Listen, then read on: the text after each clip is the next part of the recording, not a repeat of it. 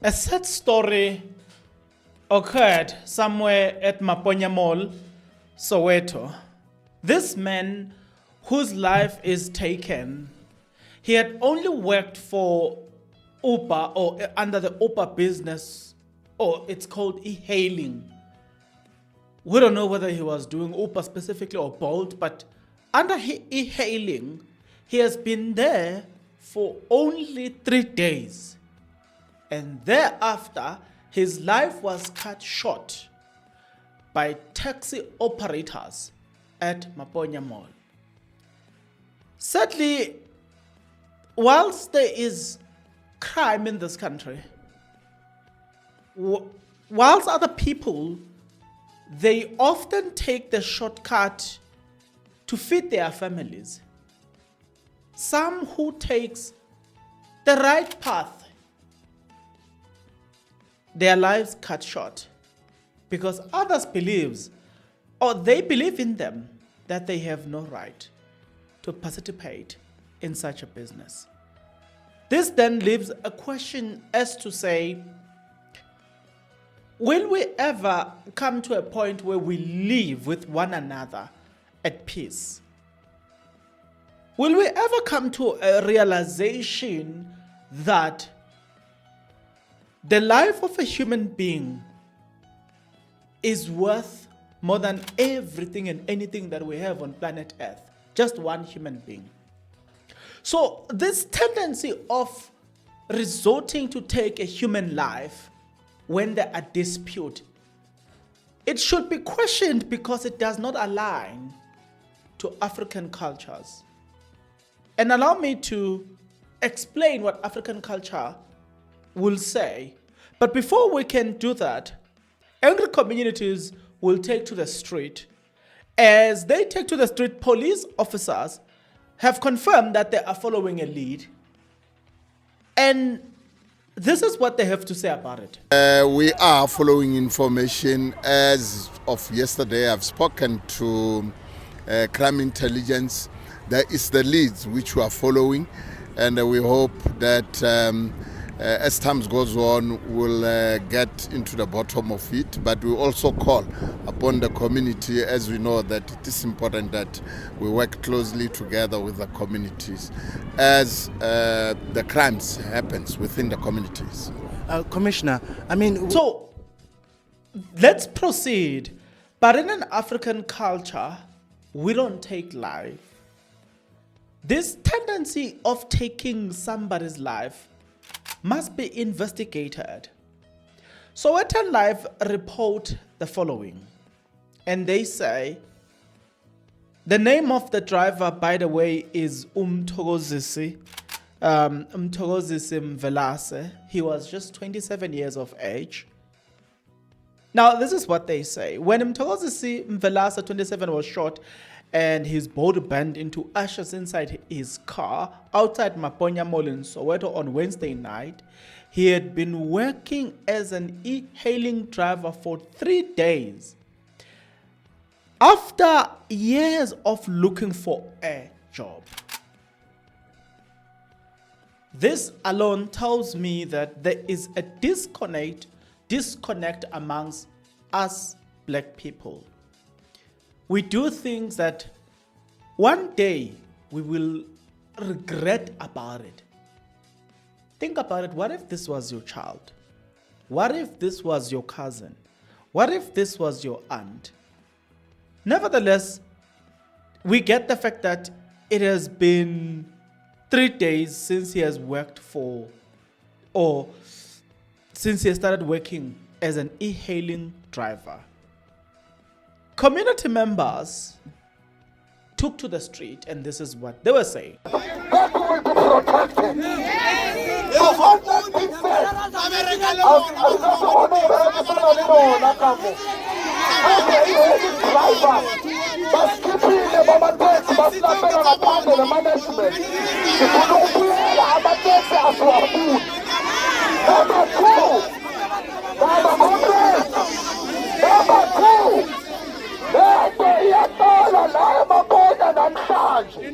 We are not fighting for only Maponya Mall, but all of the malls in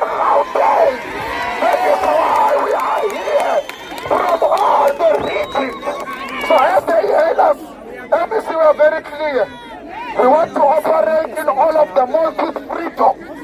We want all these taxi people who are busy harassing us to be brought to book. At least if this mall is to be open, we want the perpetrators to be arrested because we cannot continue working in this mall where the perpetrators are roaming around with us. It is so sad.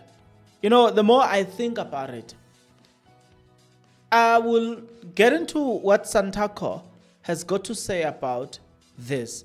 But before I can get into what Santaco has got to say, some people in Soweto, they are saying, actually, this problem, e-hailing drivers being their lives being cut short, it has been there.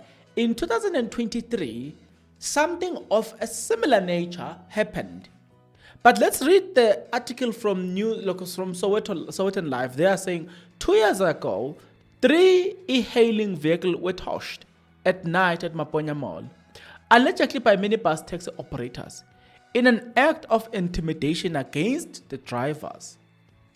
A year later, taxi operators allegedly assaulted an e-hailing driver, forcing them to drop off their passengers while extorting money from them at Jablan Mall, Soweto. On Wednesday night, 1 person was killed and 2 others injured when a non-suspected Maponya Mall attacked 2 e-hailing drivers. Police believe the incident is linked to taxi-related violence in the area. The incident led to protest and the closure of the mall by angry community members. You see, there is a problem amongst black people. And I don't know who created this problem. The problem is, think about it. Whenever you go to any mall, right? The food court, you'll find stores lining up the following. You'll find Chicken Licken, KFC, maybe McDonald's, Debonair's Pizza. You name them in one area. But these companies are competitors. Black people cannot coexist. In the same mall, you will find ShopRite, Pick and Pay, Spar in some of the malls. Yet black people cannot cooperate. Cannot coexist. If in this mall, Pick and Pay is found, that means ShopRite must not be found in the same mall. That's the logic that black people are using. There is something wrong with how black people think, how black people solve problems. There's something wrong with how we solve problems. And it's got to be scrutinized. Nevertheless, let's go back to Sowetan Live, where they told us that an amicable solution has been reached between the two parties. I know you will ask the question, if that has happened, how can we even trust that? Nevertheless, let's read this. An agreement has been reached for e-hailing drivers and minibus taxi operators to coexist at Soweto Maponya Mall, says Gauteng Transport MEC. Kedibone. Yeah. The thing is, in this situation, it's nice to say a solution has been reached. The question that you have to ask is, can we trust the word of those people? Can we really trust them? I mean, this war has been ongoing for a very long time. It was reported, listen to this, it was reported June 2023, on the 2nd of June 2023, this is what it was reported. An Uber driver was reportedly shot at in an attack by taxi operators at Maponya Mall, Soweto, Thursday night. There's something funny about this. Okay?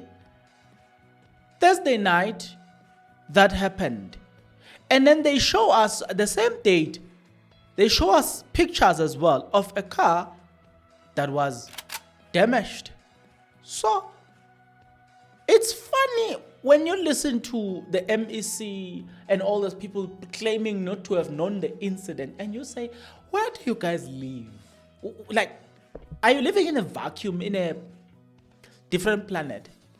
Two, if you are a minister of transport or safety, how come you don't know matters that relate to your portfolio?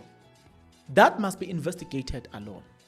But Santaco has also issued a statement concerning this. And it is in the words of Santaco that I thought to myself, maybe let's read this and get something. They are saying, the South African National Taxi Council, Santaco, is deeply concerned about the continued illegality and the lack of regulation in the e-hailing services sector.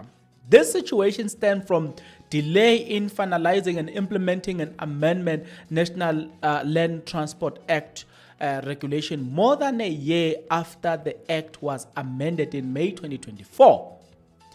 This regulatory vacuum has created an environment where many e-hailing operators are operating without government authorized permit.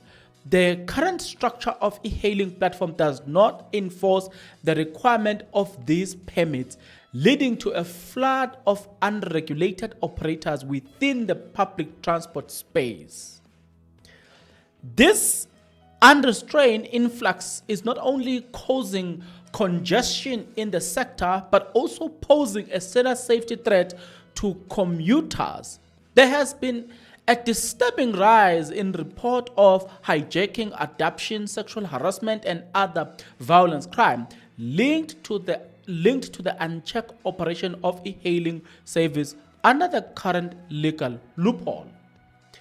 As the apex body representing various modes of public transport in South Africa, Santaco cannot remain silent.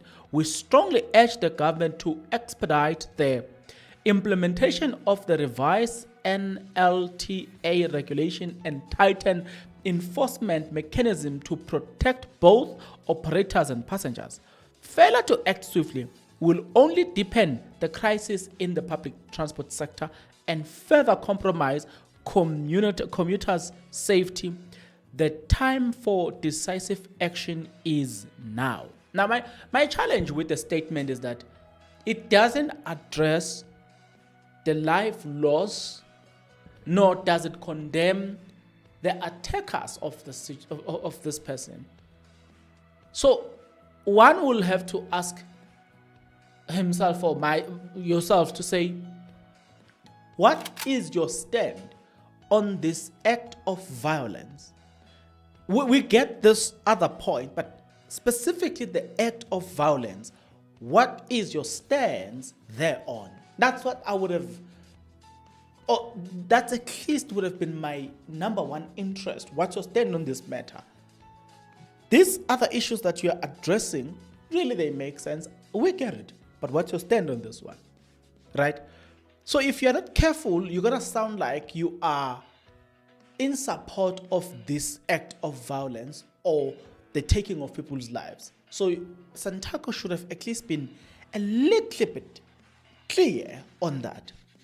The EFF will also comment on the matter, and this is what the EFF has got to say. Let's read the letter. It says, the economic freedom fighter in Gauteng condemns in the strongest possible term the brutal incident at Maponya Mall in Soweto, where an e-hailing driver was shot dead. His vehicle was set alight and 2 people injured during the renewed violence between e-hailing operators and minibus taxi drivers. This barbaric act of violence by taxi drivers and owners have endangered the lives of the people in Soweto and erode public trust across the province. The economic dispute or competition in the transport sector can never justify the shedding of blood and the destruction of livelihood. Well said. That's what I was expecting from Santaco to say. we can solve the problem, but not at the expense of other people's lives, right? We get it. We you know, for me, it would have even maybe make sense to say, to put measures in place to say, you're not picking up, you're not dropping in, right? And let's get the government involved first. But the shedding of blood, that's where the problem is with everything, the shedding of blood. Because we can't replace that life. It's gone forever. We can't. Now let's proceed. EFF is not the first time, this is not the first time violence has erupted at Maponya Mall. In a previous similar incident, the EFF Gauteng warned that unless decisive action was taken by the authorities, particularly the police, the provincial and the local Department of Transport, and the management of shopping centers, these tensions will escalate. More lives will be lost. The failure of these authorities to resolve and clarify this conflict has put the lives of the drivers at risk, compromised the safety of commuters, and jeopardized the economic interest of working class families who depend on both taxi industry and e-hailing service income. Right, we call on the criminal justice system to immediately identify and arrest and prosecute all the perpetrators, to explain how such a predicament incident was allowed to occur again. The local police in municipalities must actively intervene to prevent intimidation and clashes at the transport hubs, which visible and sustained patrol in Soweto across South Africa. The Department of Transport, both provincial and national, must take full responsibility for failing to regulate and mandate the operation of the e-hailing service and taxis. Peaceful to convene or summit and stakeholders to develop a framework for peaceful coexistence. Maponya Mall management must also account for the security failure on their premises and work with law enforcement to ensure that commuters, operators use their space without fear and favor. Right.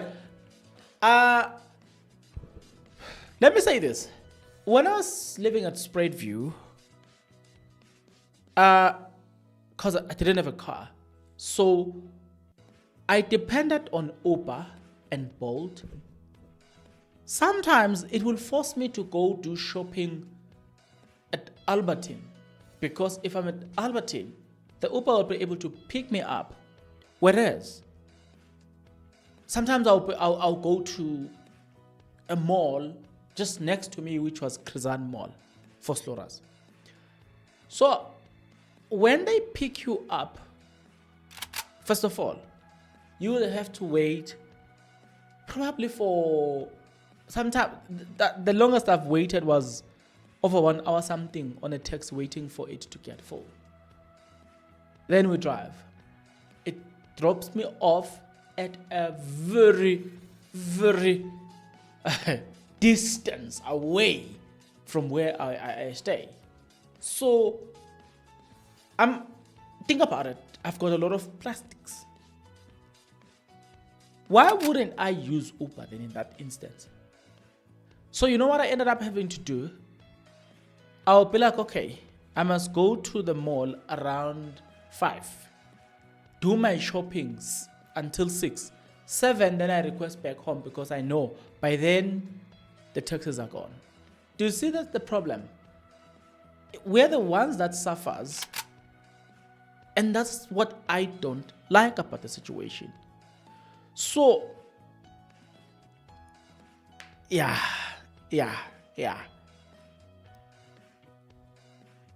I find it very odd, and I find it very weird that up to this far, nothing has happened. This nothing that has happened has led to the following: the destruction and the banning of the taxi, of the normal taxi. And let's read this. In retaliation to the torching of 2 e-hailing vehicle at the Maponya Mall on Wednesday. Angry community members in Pimville have torched one taxi which was operating in the township. The driver said to have escaped unharmed before the taxi was set alight. Right. It was not supposed to get here. It really was not supposed to get here. But we're also hearing that yesterday about 5 taxis were burned to ashes. And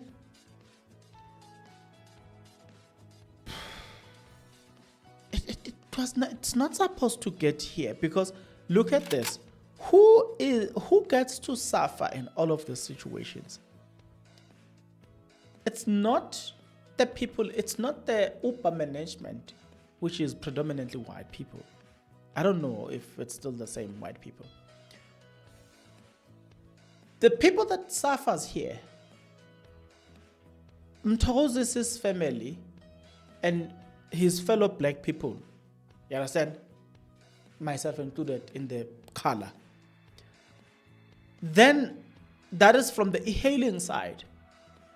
Then from the normal taxi that we know, minibus taxi, who suffers? Is it the white people at the top? No. The people on the floor. If they lose their cars, who suffers? Them. So you see that our way of solving problems has a way of creating problems for ourselves. Do you see where I'm going with this? The people that sometimes we say we are fighting are not necessarily the recipients of our anger, but rather we are the recipients of our very own anger. This is like a community that is protesting somewhere and choose to destroy a clinic and choose to destroy government offices where they're supposed to pay water and all the stuff, and choose to vandalize such processes, such buildings. Who gets to suffer? Is it the government at the top, or you now do not have a clinic next to you? Why? Because during your anger, you destroyed it. Sometimes we've got to think or find ways and make good mechanism to solve problems, because the current methods that we are using, I don't see it beneficial for our very own people, children, you name it. Like, we solve a problem out of anger, but we destroy something that is meant to benefit your child. And the government takes 2 years to fix that clinic. Who suffers? You.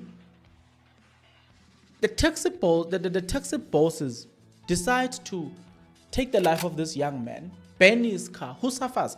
The owner of the car is probably a black person like them. You know what I'm saying? And then the community, which are black people, retaliate and set alight their own taxes. Who suffers? Do you see what I'm trying to say?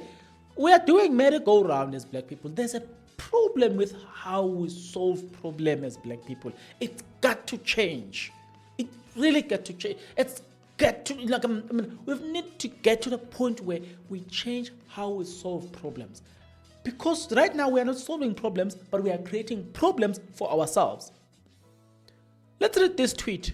Very interesting one, retweeted by Uvus. It says, years ago, I drove Uber while unemployed. Despite having an honors degree and being a published author, taxi operators made my life hell. Here, look, hearing fools justify that cruelty because Uber is a white-owned shows how deep stupidity runs when minds are chained to race. You see, the person who says he was in an Uber business a few years ago, I share the same sentiment too. I used to own a Uber slot. I started doing this Uber business around 2017 or 18 or so. I did that business, 16, 17, around there. By then it was more profitable. A little bit deadly, but it was a bit profitable. I remember back in the days, we used to get sometimes we'd get not less than 5K a week. In a good week, we'll go as far as 11K. Back in the days. So, in the process of time, because we were doing a lot of analysis into the business, we could see the decline. And that's how we withdraw from the business, because it was no longer profitable. Here's the point I'm driving home. One way or the other, we have been involved with this business, with either as a driver or as an owner of your vehicle and also driving, or as a person who owned a vehicle on the Uber platform, maybe hired a driver. But one way or the other, most people have been involved. I've also wanted to get a motorbike for delivery and hire a driver to do it, but it's also too risky. What I'm trying to say is that we've been trying to find ways to survive, all of us. Maybe it will help us to coexist. And this issue of coexisting, it goes as far as our families. You know, guys, we have learned to coexist. Think about it this way. We live with wives that cheats on us, but we coexist somehow. We live with children that disobey us. You know, we tell them not to go and do clubbing, and they get out of the house through windows. Do we kill them? No. So somehow we are coexisting one way or the other. When you are driving on a road, one way or the other you coexist, because there's going to be a driver that would cut you. This thing of coexisting, life forces us to coexist. And when you coexist, you're not necessarily saying you agree with the next person's behavior. But what you are simply saying is that, let me tolerate this. You are tolerating it in a way.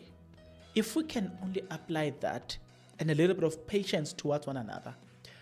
But lastly, let us find ways and a good mechanism as the black community to solve problems for us, for ourselves, and for our children. The generation of people that we are raising this type of people who will not know how to solve problems amicably. But rather we are raising a generation that will think, presumably, whenever they solve problems, it's going to be the same way we've been solving problems. Destruction, destroy, destroy, destroy. It is about time we rethink how we solve problems. That's my take out of these things. I'll see you guys on the next episode.